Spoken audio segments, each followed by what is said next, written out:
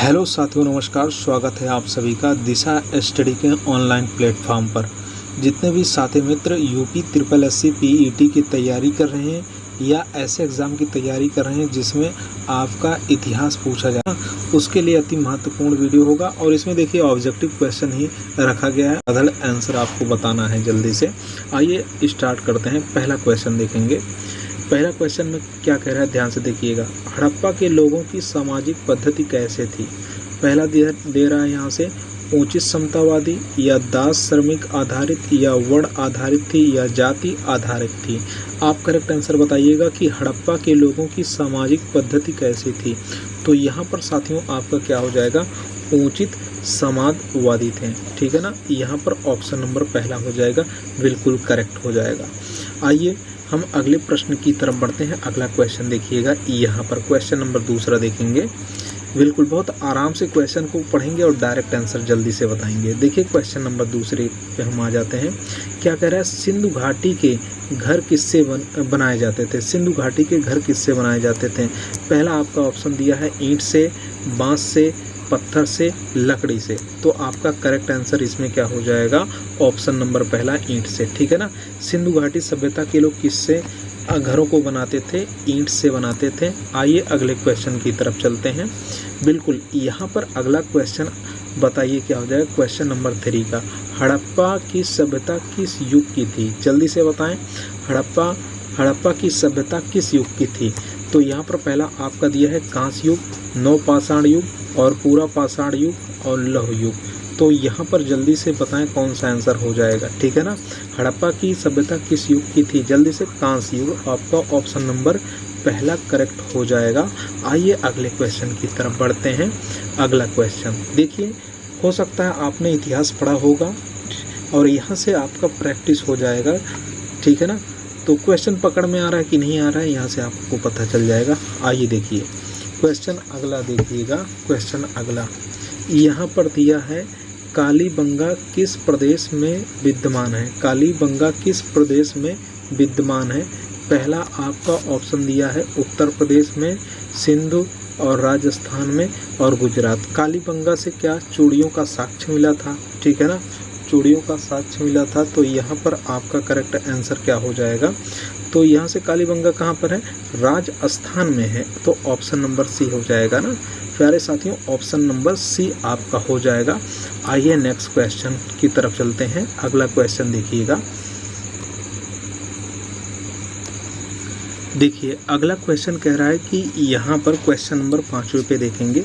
बिल्कुल बहुत ही आराम से इस क्वेश्चन को पढ़ेंगे। ठीक है ना, ध्यान से देखिए आपका क्या कह रहा है, हड़प्पा सभ्यता की खोज किस वर्ष में हुई थी? हड़प्पा सभ्यता की खोज किस वर्ष में हुई थी? जल्दी से बताएं। आपका 1935 में, 1942 में, 1901 में या 1922 में? हड़प्पा सभ्यता की खोज तो 1921 में हुआ था ना, यहाँ से आपका हो जाएगा। तो साथियों यहाँ पर 1921 हो जाएगा। ठीक है ना, यहाँ पर 22 दिया है, एक बार देख लेंगे 1921 सही कि 22। तो यहाँ पर 21 आपका सही लग रहा है ना। आइए अगले प्रश्न की तरफ चलते हैं। क्वेश्चन नंबर अगला देखिएगा। क्वेश्चन नंबर अगला बिल्कुल, वैदिक आर्यों का प्रमुख भोजन, ठीक है ना, क्या था? वैदिक आर्यों का प्रमुख भोजन आपको बताना है क्या था। दिया है जौ और चावल, बी दूध और इसके उत्पाद, सी दिया है चावल और दालें, चौथा दिया है सब्जियां और फल। जल्दी से आप करेक्ट आंसर बताएं, इस प्रश्न का आंसर क्या होगा। तो यहाँ पर आपका हो जाएगा बिल्कुल यहाँ से दूध और इसके उत्पाद। ठीक है ना, ऑप्शन नंबर बी हो जाएगा। कह रहा है कि वैदिक आर्यों का प्रमुख भोजन क्या था? तो वैदिक आर्यों का प्रमुख भोजन क्या था? दूध और इसके उत्पाद, बिल्कुल सही होगा। आइए अगले प्रश्न की तरफ बढ़ते हैं। अगला प्रश्न यहाँ पर पढ़ेंगे बिल्कुल ध्यान से।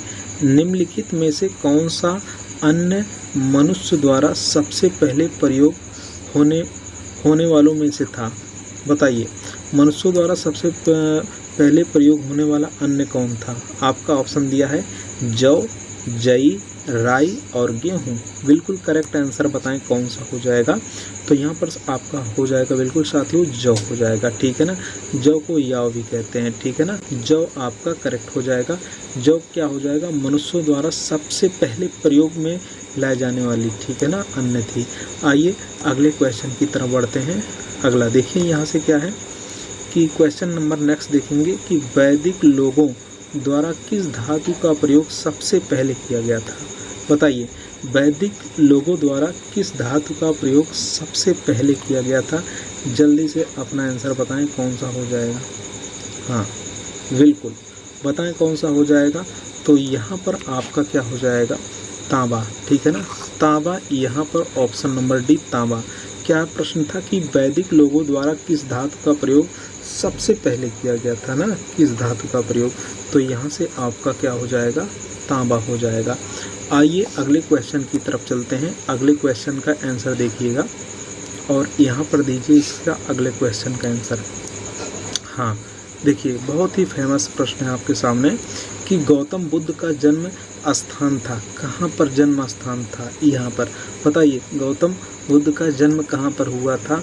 कुशीनगर में, सारनाथ में, बोधगया में, लुम्बिनी में। बिल्कुल साथियों करेक्ट आंसर बताएं जल्दी से कौन सा होगा इसमें, गौतम बुद्ध जी का जन्म कहाँ पर हुआ था। तो यहाँ पर आपका क्या हो जाएगा, बहुत बार पढ़े होंगे कि क्या होगा, लुम्बिनी में, ठीक है ना, लुम्बिनी में हुआ था बुद्ध जी का जन्म। आइए नेक्स्ट क्वेश्चन की तरफ चलते हैं।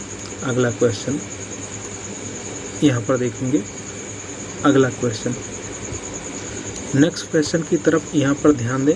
क्वेश्चन अगला है, 5वीं बौद्ध परिषद का आयोजन किसने किया था। 5वीं बौद्ध, ठीक है ना। आपने पहला बौद्ध संगीत पढ़ा होगा, दूसरा पढ़ा होगा, तीसरा पढ़ा होगा, चौथा पढ़ा होगा, 5वां नहीं ना। तो ध्यान देना है कि 5वां बौद्ध संगीत का आयोजन, ठीक है ना, किसके द्वारा किया गया था। 5वें अशोक के द्वारा, कनिष्क के द्वारा, हर्ष के द्वारा और बिंदुसार के द्वारा। जल्दी से करेक्ट आंसर बताएं। तो यहाँ पर 5वां आपका क्या हो जाएगा, हर्ष के द्वारा, ठीक है ना। हर्ष यहाँ पर आपका आंसर हो जाएगा, ठीक है। हर्ष आपका बिल्कुल करेक्ट हो जाएगा 5वां।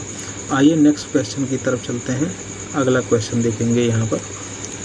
अगला क्वेश्चन यहाँ पर साथियों देखिएगा, कह रहा है कि किस भाषा का ज़्यादातर प्रयोग बौद्धवाद के प्रचार के लिए किया गया था, ठीक है ना। किस भाषा का ज़्यादातर प्रयोग बौद्धवाद के प्रचार के लिए किया गया था। आपका दिया है संस्कृत, प्राकृतिक, पाली और सौरसेनी। करेक्ट आंसर बताएं इसमें कौन सा हो जाएगा। तो इसमें आपका क्या हो जाएगा, पाली हो जाएगा। ऑप्शन नंबर सी करेक्ट हो जाएगा इसमें साथियों, ऑप्शन नंबर सी करेक्ट हो जाएगा।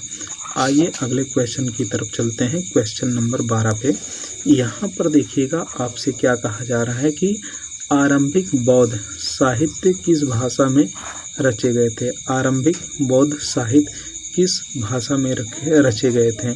तो इसका करेक्ट आंसर क्या होगा, जल्दी से बताएं, जल्दी से बिल्कुल बताएं कि यहाँ पर आपका क्या हो जाएगा। देखिए पहला दिया है कि पाली में, संस्कृत में और अरमाइक में कि प्राकृतिक में। तो साथियों इसमें करेक्ट आंसर आपका क्या हो जाएगा, पाली हो जाएगा। पाली बिल्कुल सही हो जाएगा। आइए अगले प्रश्न की तरफ हम बढ़ते हैं। अगला क्वेश्चन क्या कह रहा है देखिएगा, बिल्कुल क्वेश्चन ध्यान से पढ़िएगा कि निम्नलिखित में से कौन सा एक भारत में उत्पन्न सबसे बाद वाला बौद्ध धर्म का ग्रंथ है, ठीक है ना। तो बौद्ध धर्म का ग्रंथ कौन सा है सबसे बाद वाला।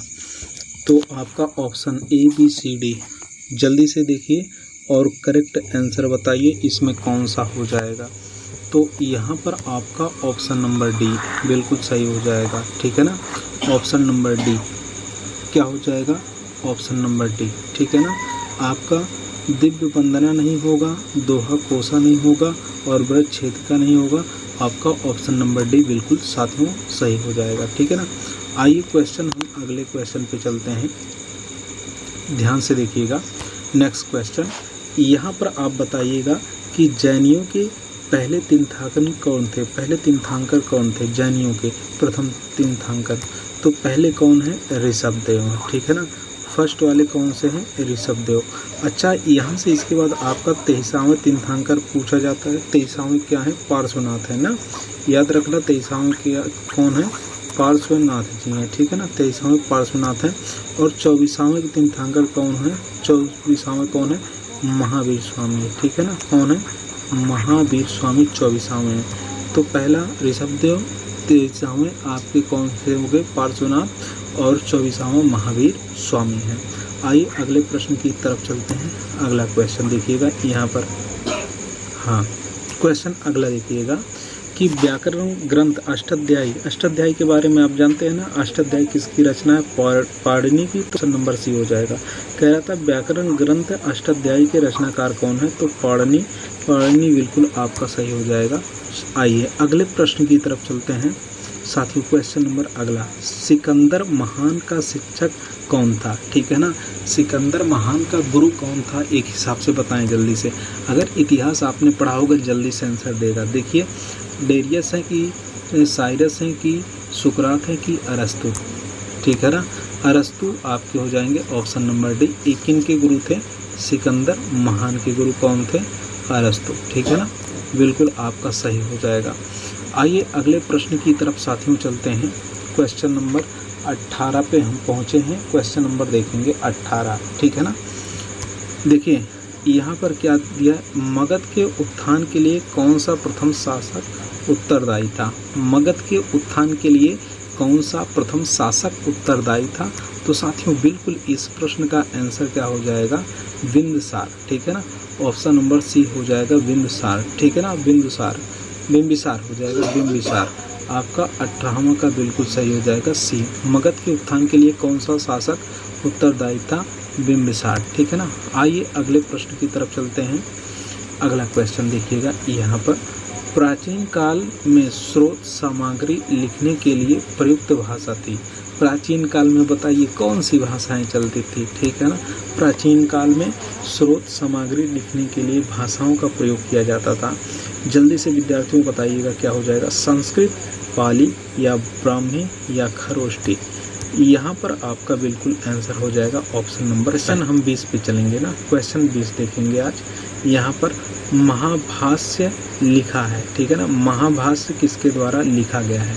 जल्दी से बताएंगे महाभाष्य किसके द्वारा लिखा गया है? गार्गी ने, या आपका मनु ने, या वाण ने, या पतंजलि ने? जल्दी से बताइएगा महाभाष्य किसके द्वारा लिखा गया है? चलिए यहाँ पर आपका बिल्कुल हो जाएगा किन के द्वारा? पतंजलि के द्वारा हो जाएगा, ठीक है ना। किन के द्वारा लिखा गया है? पतंजलि के द्वारा। तो आपका ऑप्शन नंबर डी सही हो जाएगा।